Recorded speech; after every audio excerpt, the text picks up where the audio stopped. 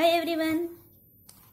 Last time हमने probable error के related एक सम देखा था, राइट? देन नाउ आज भी हम प्रोबेबल एरर के रिलेटेड एक सम देखेंगे। उसके लिए हम देखेंगे बाइवेरिएट टेबल का क्वेश्चंस। ओके, जब हमें बाइवेरिएट टेबल दिया हो एंड देन हमें उसका यूज करके प्रोबेबल एरर फाइंड करना हो, तो वो कैसे फाइंड कर सकते हैं? वैसे तो हमें पता है प्रोबेबल एरर के लिए हमें क्या चाहिए, कोरिलेशन।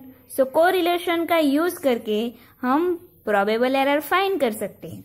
ओके, सो यहाँ पे हमें बाइवेरिएट टेबल दे दिया गया होगा। उसके लिए हम देखेंगे क्वेश्चन नंबर 57 कि find the correlation coefficient between price X and supply Y and obtain its probable error, also give its interpretations. Okay, कि हमें यहाँ पे कोरिलेशन कोएफिशिएंट फाइंड करने के लिए बोला है कि प्राइस एक्स है एंड सप्लाई वाई है उसके लिए, एंड देन बोला है कि obtain its probable error, and then हमें कोरिलेशन कोएफिशिएंट का यूज करके प्रोबेबल एरर फाइंड करना है। देन फिर से बोला है कि also give its interpretations. Also give its interpretations means कि ये जो हमें प्रोबेबल एरर मिलता है उसके हिसाब से जो कोरिलेशंस है, राइट, कोरिलेशन है वो सिग्निफिकेंट है या फिर नहीं, उसके लिए हमें सजेशन देना है। ओके, सो हमें टेबल दिया हुआ है कि bivariate table, price X and supply Y, price X and supply Y है। सो हमें सप्लाई वाई दिया है 70 to 80, 60 to 70, 50 to 60, 40 to 50 and 30 to 40.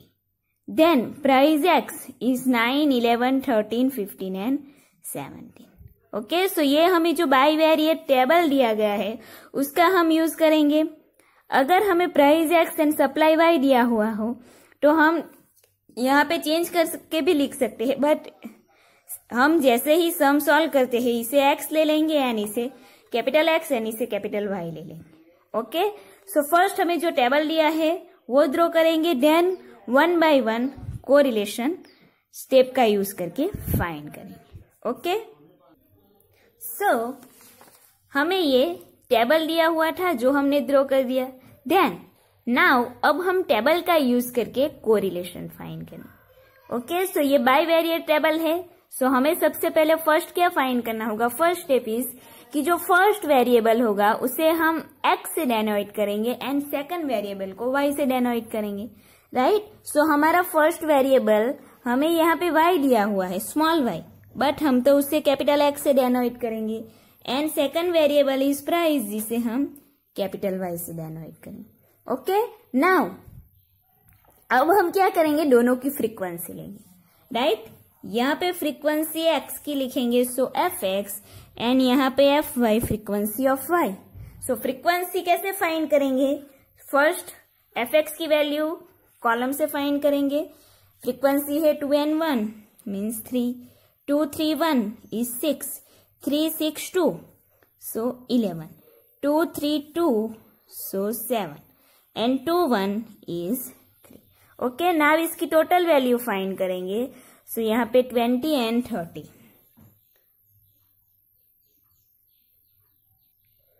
Right? Then frequency of y find करेंगे, सो रो वाइज फाइंड करेंगे। 9 के लिए frequency 2 2 है, 2 + 2 4, 3 + 3 + 1 is 10, 2 6 2 total 10, 2 3 2 is 7, 1 1 is 2। Now इसकी टोटल वैल्यू लेंगे। सो यहाँ पे हमें मिलेगी, वो टोटल वैल्यू तो हाँ यहाँ पे 7 आएगा, 3 + 3 3 and 1, मैंने 3 3 × 9 ले लिया था। Okay, so 3 6 7, so 7 4 11 13 20 and 30। Okay, so frequency x and frequency y की दोनों की टोटल वैल्यू सेम हमें मिली 30। देन नाउ सेकंड स्टेप क्या करेंगे, x एंड y की मिड वैल्यू फाइंड करें। ओके, सो यहाँ पे लिखेंगे मिड वैल्यू ऑफ x, उसे डेनोट करेंगे स्मॉल x से। यहाँ पे लिखेंगे मिड वैल्यू ऑफ y, उसे डेनोट करेंगे स्मॉल y से। Okay, so mid value of x find करनी है।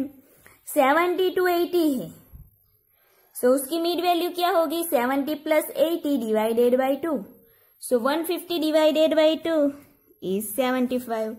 Then second is 60 to 70, so plus करेंगे तो 130 divided by 2 is 65. Then 50 to 60, 110 divided by 2 is 55. 40 to 50, 90 by 2 is 45. Then 30 to 40 is 70 by 2 is 35. Okay, then next mid value of y find करेंगे। So यहाँ पे तो directly हमें value ही दी हुई है। Okay, सो यही हमारी मिड वैल्यू हो जाएगी। यहाँ पे आएगी 9, 11, 13, 15 and 17। Okay, so second step हमारा क्लियर हो गया। नाउ थर्ड स्टेप पे क्या करेंगे कि जो x है उसे u में कन्वर्ट करेंगे एंड जो y की वैल्यू है उसे v में कन्वर्ट करेंगे, राइट। सो यहाँ पे लिखेंगे कि u is equal to x minus a divided by c x, right. u is equal to x minus a divided by c x. यहाँ पे क्लास इंटरवल हमें मिलेगा, सो डिवाइडेड में हमने सी एक्स लिखा है। देन यहाँ पे हमें क्लास इंटरवल यहाँ पे नहीं मिलेगा, मीन्स यहाँ पे हम जब y को v में कन्वर्ट करेंगे सो उसकी फॉर्मूला क्या होगी? v is equal to y minus b. Okay, v is equal to y minus b, ये उसकी फॉर्मूला होगी। डिवाइडेड में क्यों cy नहीं लिखा? क्योंकि यहाँ पे हमारे पास क्लास इंटरवल नहीं है। ओके, सो नाउ u की वैल्यू फाइंड करेंगे x को u में कन्वर्ट करके। ओके, सो हमें यहाँ पे a एज्यूम करना है। a हम कौन सी वैल्यू लेते हैं? जो मिडल में वैल्यू हो उसे हम एज a लेंगे। सो यहाँ पे 55 है, सो 55 को हम एज a ले लेंगे। Okay, and c x class interval यहाँ पे सभी में है 10। सो यहाँ पे क्या करेंगे? 75 minus 55 divided by 10, so 20 minus 10 means 2। Then 65 minus 55 divided by 10. So 65 minus 55 is 10. Then 10 divided by 10 is 1. Next, 55 minus 55 divided by 10 means 0. 45 minus 55 divided by 10. So 45 में से 55 को माइनस करेंगे, so minus 10. And minus 10 divided by 10 is minus 1. Then next is 35. So 35 minus 55 and divided by 10. Okay, so 35 minus 55 करेंगे तो minus 20 and minus 20 divided by 10. So यहाँ पे हमें value मिलेगी u की -2. Okay, so हमने यहाँ पे x को u में कन्वर्ट किया। Then next यहाँ पे जो y है उसे हम v में कन्वर्ट करेंगे। ओके, सो y हमारे पास यहाँ है ना, अब हमें b की वैल्यू एज्यूम करनी है। सो हम यहाँ पे b की वैल्यू कौन सी लेंगे? जो 13 मिडल में है वैल्यू उसे एज अ b लेंगे। ओके, जो 13 वैल्यू है उसे एज अ b हम लेंगे। So now v is equal to y minus b लेना है। सो यहाँ पे फर्स्ट में y इज 9, सो 9 माइनस 13 करेंगे, सो यहाँ पे हमें वैल्यू मिलेगी -4। Then 11 minus 13, so -2. 13 minus 13 means 0. Then 15 minus 13 is 2. 17 minus 13 is 4. Okay, so u and v की वैल्यू हमने फाइंड की। Then next, अब हमारा फोर्थ स्टेप में क्या करना है कि हम UFU एंड VFV की वैल्यू फाइंड करें, राइट। सो UFU की वैल्यू कैसे फाइंड करेंगे? U की जो वैल्यू है उसे उसकी फ्रीक्वेंसी से मल्टीप्लाई करेंगे, बट यहाँ पे तो फ्रीक्वेंसी हमारे पास fx x की फ्रीक्वेंसी है, बट हमने x को ही एक्चुअली U में कन्वर्ट किया है। ओके, सो जो x की फ्रीक्वेंसी है वो हमारी फ्रीक्वेंसी हो जाएगी u की। सो नाउ अब हम एफ यू को मल्टीप्लाई करेंगे यू से। सो 3 इंटू 2, 3 2 ज़ा 6, 6 इंटू 1, 6 1 ज़ा 6, 11 into 0 is 0, 7 into -1 is -7, 3 into -2 is -6। Okay, so U F U की वैल्यू हमें मिली। Then next V F V की वैल्यू फाइंड करनी है। V F we means V and उसकी जो फ्रीक्वेंसी है उन दोनों को मल्टीप्लाई करेंगे। ओके, सो वी की वैल्यू हमारे पास यहाँ है। एफ वी मीन्स वी की फ्रीक्वेंसी ऑफ वी, वो हमारे पास नहीं है, बट हमारे पास फ्रीक्वेंसी है वाई की। सो हमने यहाँ पे वाई को वी में कन्वर्ट किया, मीन्स वाई की जो फ्रीक्वेंसी है वो वी की फ्रीक्वेंसी हो जाएगी। ओके, सो नाउ मल्टीप्लाई करेंगे frequency of v and v को।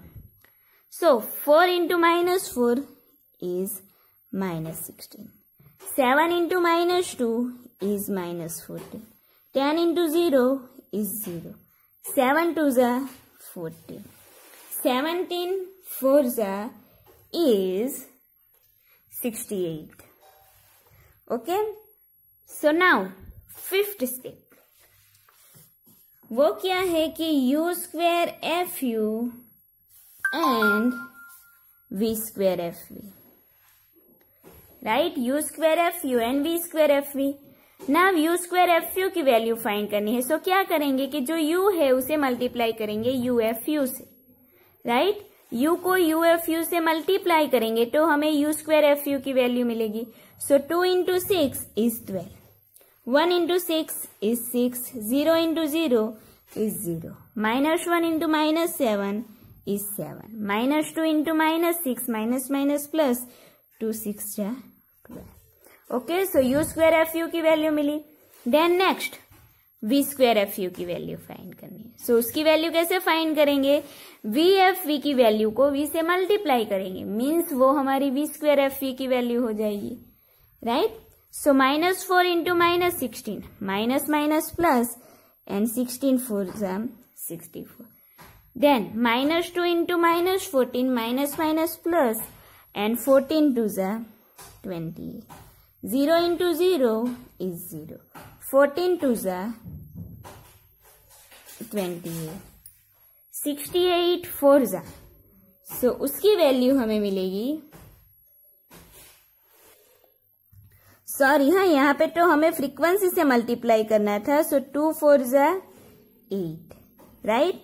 Then now v square F we means ये हमारा 4 इंटू 8, सो 8 4 ज़ा 32।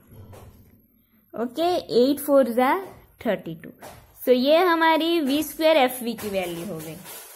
देन नेक्स्ट हमें लास्ट फाइंड करनी है वैल्यू।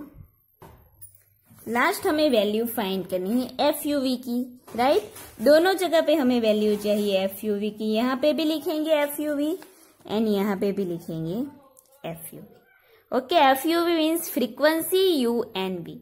सो उसकी वैल्यू फाइंड करने के लिए हम कहाँ पे जाएंगे कि हर एक सेल पे हमें एफ यू वी की वैल्यू फाइंड करनी है। ओके, सो फर्स्ट रो पे सबसे पहले जाएंगे। सो फर्स्ट रो पे frequency is 2, frequency is 2। Now f you we means उसके लिए यू की वैल्यू। सो यहाँ पे देखेंगे तो उसके लिए यू की वैल्यू कितनी है? -1। देन वी की वैल्यू देखेंगे, so v is -4। So 2 into -1 into -4, तीनों को मल्टीप्लाई करेंगे कि 2 इंटू -1 इंटू -4, सो ये माइनस प्लस एंड 4 2 ज़ा 8। सो यहाँ पे हमें एफ यू की वैल्यू जो मिलेगी उसे हम ब्रैकेट में लिखेंगे 8। Then now second frequency is 2, 2 के लिए u की वैल्यू वो है -2 एंड v की वैल्यू -4, राइट? सो 2 इंटू -2 इंटू -4, सो -2 इंटू -4 को मल्टीप्लाई करेंगे, सो माइनस प्लस 2 4 ज़ा 8 एंड 8 2 ज़ा 16। सो वैल्यू को मल्टीप्लाई करेंगे, सो हमें यहाँ पे मिलेगी टोटल वैल्यू 16। देन ये रो कंप्लीट हो गई। सेकंड रो पे आएंगे, फ्रीक्वेंसी है 3, 3 के लिए u 0 and v is -2। So 3 into 0 into -2, 3 value को मल्टीप्लाई करेंगे, सो हमारी यहाँ पे वैल्यू हो जाएगी 0। Then next frequency is 3. 3 के लिए u की value -1. v is -2. So 3 into -1 into -2. So -1 into -2 is 2. 2 3s are 6. So यहाँ पे हमारी वैल्यू हो जाएगी FUV की 6. Next frequency is 1. 1 के लिए u है -2. v is -2. So 1 into -2 into -2. So 3 value को मल्टीप्लाई करेंगे, minus minus plus and 2 2s are 4. So यहाँ पे हमारी FU की वैल्यू हो जाएगी 4. ओके, देन ये रो कंप्लीट हो गई. नेक्स्ट रो पे फर्स्ट फ्रीक्वेंसी है 2. ओके, सो 2 पे हम u की वैल्यू देखेंगे. 2 के लिए u is 2, 1. Then v is 0. So 2 into 1 into 0 multiply करेंगे. सो यहाँ पे FUV 0 हो जाए. Then next frequency is 6. u is 0 and v is also 0. So 6 into 0 into 0. So FUV हमारी हो जाएगी 0. Then next frequency is 2. 2 into u हमारा है -1. So 2 into -1 into 0. तीनों को मल्टीप्लाई करेंगे. So ये वैल्यू हो जाएगी 0. यहाँ पे डैश है. Then next row. Frequency is 2.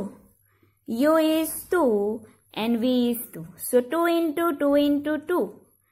So 2 into 2 into 2 करेंगे. 2 2s are 4, 4 2s are 8. So FUV की वैल्यू हमें यहाँ पे सेल में मिलेगी 8. Next frequency is 3. u is 1 and v is 2. So 3 into 1 into 2. So 3 1s are 3 and 3 2s are 6. So यहाँ पे हमारी FUV की वैल्यू हो जाएगी 6. Next frequency is 2. 2 के लिए u है 0 एंड v है 2. सो 2 into 0 into 2 तीनों को मल्टीप्लाई करेंगे. सो ये वैल्यू हो जाएगी 0. देन ये 2 सेल में डैश है. Then next row. यहाँ पे फ्रीक्वेंसी क्या है 1. 1 के लिए u है 2 and v is 4. So 1 into 2 into 4. 1 2s are 2 and 2 4s are 8. So यहाँ पे FUV की वैल्यू हो जाएगी 8. Then next frequency is 1. So 1 के लिए u is 1 and v is 1 के लिए u is 1 and v is 4. So 1 1s are 1 and 1 4s are 4. So यहाँ पे हमारी फ्रीक्वेंसी हो जाएगी 4. ओके, सो ये हमारी फ्रीक्वेंसी हमें मिली. Then next. So now next अब हम फाइंड करेंगे FUV की वैल्यू. जो हमने हर एक सेल के लिए जो FUV फाइंड की ना, उसका 1 by टोटल यहाँ पे 1 by 1 टोटल कॉलम का करेंगे एंड जो यहाँ पे FUV वहां पे वैल्यू लिखेंगे. ओके, सो फर्स्ट कॉलम का टोटल FUV की वैल्यू 8 + 8 16. सो यहाँ पे FUV की वैल्यू हो जाएगी 16. देन सेकंड कॉलम पे 0 6 and 4. सो यहाँ का टोटल वैल्यू यहाँ की हमें मिलेगी 10. देन 0 0 0. सो यहाँ पे टोटल वैल्यू हो जाएगी FUV की 0. Then next 8 6 and 0. सो 8 + 6 करेंगे तो हमारी वैल्यू हो जाएगी 14. Then 16 and 4. So 16 + 4 is 20. Okay, so now अब इन पांचों वैल्यू का टोटल लेंगे. सो यहाँ पे 4 5 6. सो यहाँ पे हमारी टोटल FUV की वैल्यू हो जाएगी 60. ओके, देन नेक्स्ट यहाँ पे FUV की वैल्यू फाइंड करेंगे. Okay, so first row wise यहाँ पे जाएंगे. सो फर्स्ट रो में FUV की वैल्यू कितनी है 6 + 18. दोनों को प्लस करेंगे तो 20. सेकंड रो में 0 6 and 4 प्लस करेंगे. So total value 10. Then third row में 0 + 0 + 0 is 0. Right. Then fourth row 8 + 6 + 0. So 8 + 6 14. So यहाँ पे हमारी टोटल वैल्यू FUV की हमें मिलेगी 14. देन नेक्स्ट फिफ्थ रो में 8 + 4 12. सो यहाँ पे FUV की हमारी वैल्यू हो जाएगी 12. ओके, नाउ अब हम FUV की टोटल वैल्यू फाइंड करेंगे. वो वैल्यू हमें कितनी मिलनी चाहिए 60. राइट. सो यहाँ पे टोटल वैल्यू लेंगे 4, 4, 8, then 1, 3 and 16. सो FUV की टोटल वैल्यू हमें यहाँ पे मिल गई 60, मीन्स FUV की वैल्यू हमारी राइट है। ओके, सो FUV की टोटल वैल्यू तो मिल गई, बट हमें दूसरा क्या फाइंड करना है? दूसरी टोटल वैल्यू हमें चाहिए UFU एंड U²FU। सो यहाँ पे टोटल वैल्यू फाइंड करेंगे इसकी 6 + 6 एंड यहाँ पे -7 - 6 है, मीन्स यहाँ पे टोटल वैल्यू हमारी आएगी -1। Then 12 + 6 18 and 7 + 12 is 19. So 19 + 18 37. Okay, then next, अब यहाँ पे हमें वैल्यू चाहिए VFV की total value and V²FV। So -16 - 40 is -30. Then 14 and 8. So 14 + 8 is 22. So -30 + 22 is -1. Then 64, 28, 0, 28 and 32. Okay, सो यहाँ पे टोटल वैल्यू हमें मिलेगी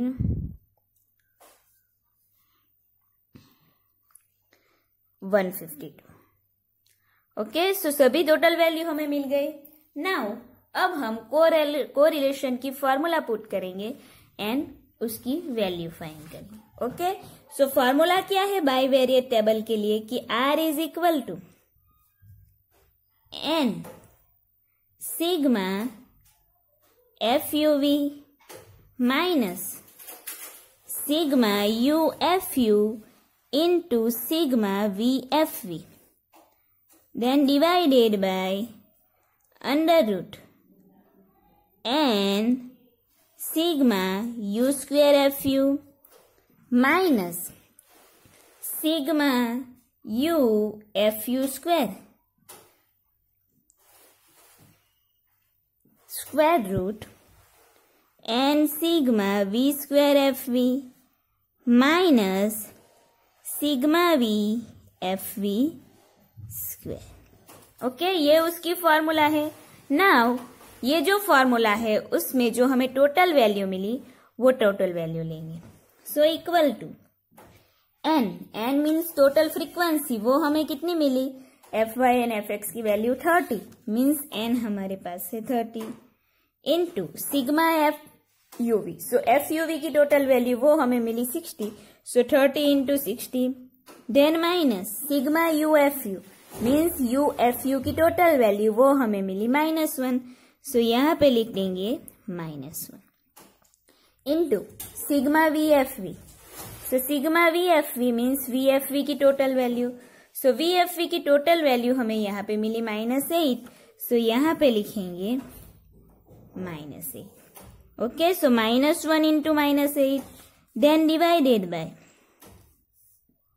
divided by under root n into sigma U²FU। so n 30, so यहाँ पे 30 लिखेंगे, then sigma U²FU means U²FU की total value वो हमारे पास कितनी है 37, so 30 into 37 minus sigma UFU², so UFU की जो टोटल वैल्यू मिलेगी उसका स्क्वायर, सो UFU की टोटल वैल्यू हमें यहाँ पे मिली -1, सो यहाँ पे लिखेंगे -1² into root n is 30 minus sigma V²FV means V²FV की टोटल वैल्यू, सो V²FV की टोटल वैल्यू है 152, सो यहाँ पे 30 into 152 minus sigma VFV² means VFV की टोटल वैल्यू का स्क्वायर यहाँ पे लेना है।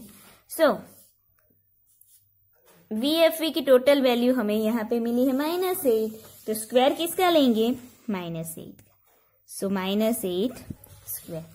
सो now equal to 30 into 60 is 1800, then minus -1 into -8 minus plus and 1 8 is 8, then divided by under root 30 into 37, so 30 into 37 करेंगे, सो हमें यहाँ पे मिलेगा 11 and 10, then minus -1² is 1, into second root. 30 into 152 is 6, 5, 4. Then minus 8 square is 64. Okay, so now 1800 minus 8 is 1792. Then divided by 1110 minus 1. So यहाँ पे वो हो जाएगी value 1109 into second bracket. Sorry, second root 4560 minus 64 means 4496 equal to 1792 and divided by square root लेना है 1109 का root हमें मिलेगा कि 13.30 इंटू 4496. सो इसका स्क्वायर रूट हमें मिलेगा 67.05. देन डिवाइडेड में जो वैल्यू है उसे मल्टीप्लाई करेंगे. सो 1792 डिवाइडेड बाय उसे मल्टीप्लाई करेंगे 33.30 इंटू 67.05. सो हमें यहाँ पे वैल्यू मिलेगी डिवाइडेड में कि 2232.765.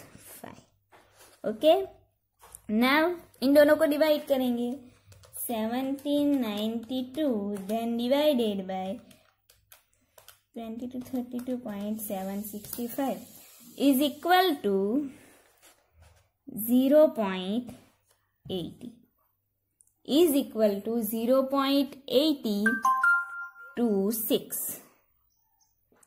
0.8026. This is the value of correlation coefficient. Okay, so correlation की वैल्यू हमें मिल गई. Then next हमें फाइंड क्या करना है यहाँ पे probable error.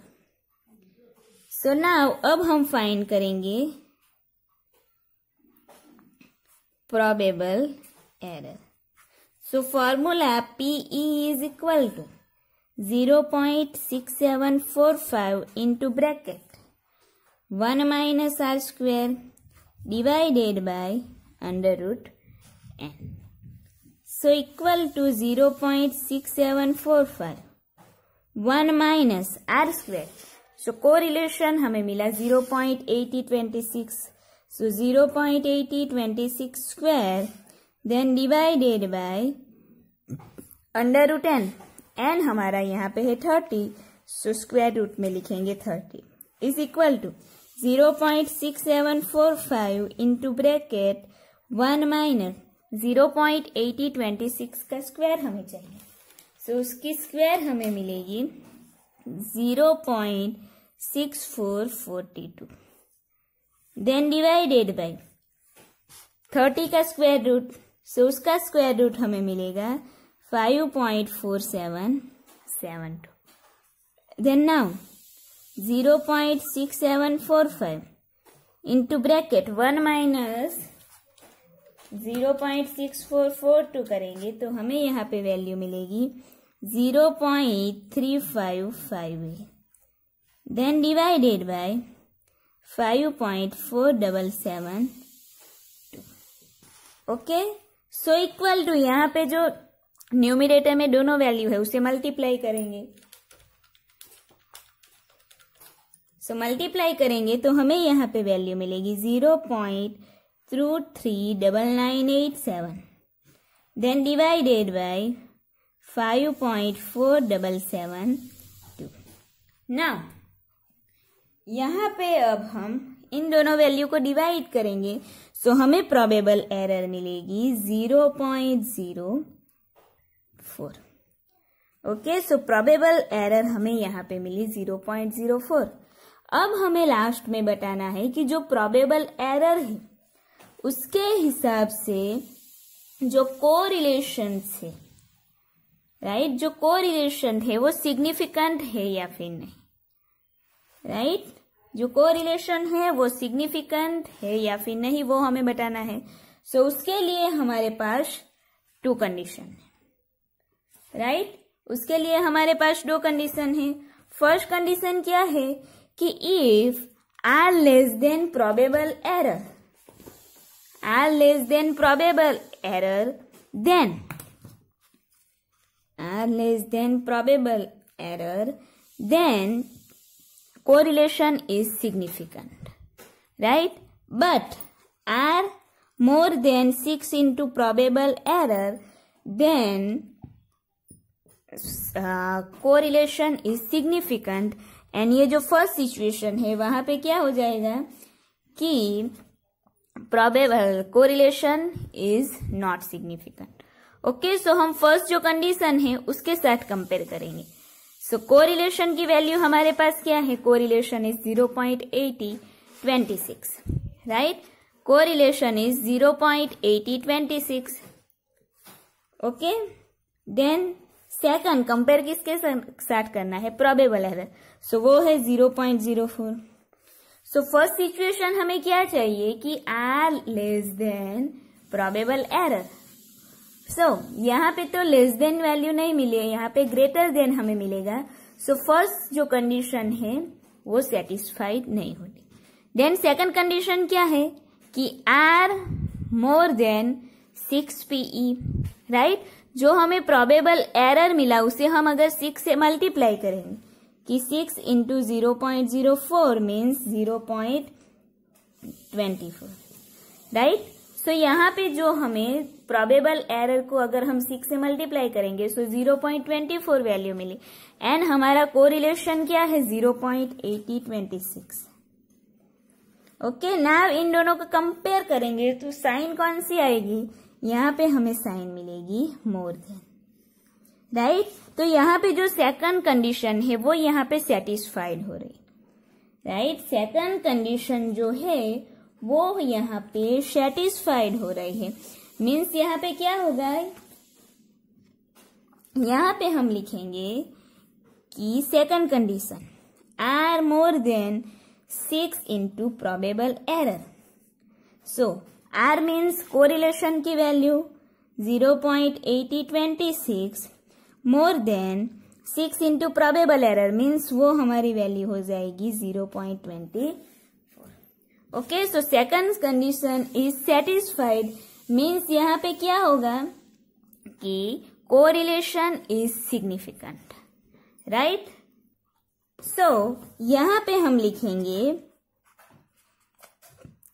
कि there is significant correlation, significant correlation between the variable. Okay, यहाँ पे हमने क्यों ऐसा लिखा? क्योंकि यहाँ पे जो सेकंड कंडीशन है वो सेटिस्फाइड हो रही. सेकंड कंडीशन सेटिस्फाई हो रही है मीन्स जो कोरिलेशन है वो सिग्निफिकेंट है. ओके, सो इस तरह हमें यहाँ पे कंक्लूजन लास्ट में लिखना है अगर हमें जो कोरिलेशन है वो सिग्निफिकेंट है या फिर नहीं उसके लिए बोला होता. ओके, सो इस तरह हमें प्रोबेबल एरर के रिलेटेड एग्जाम्पल सॉल्व करना है. ठीक है.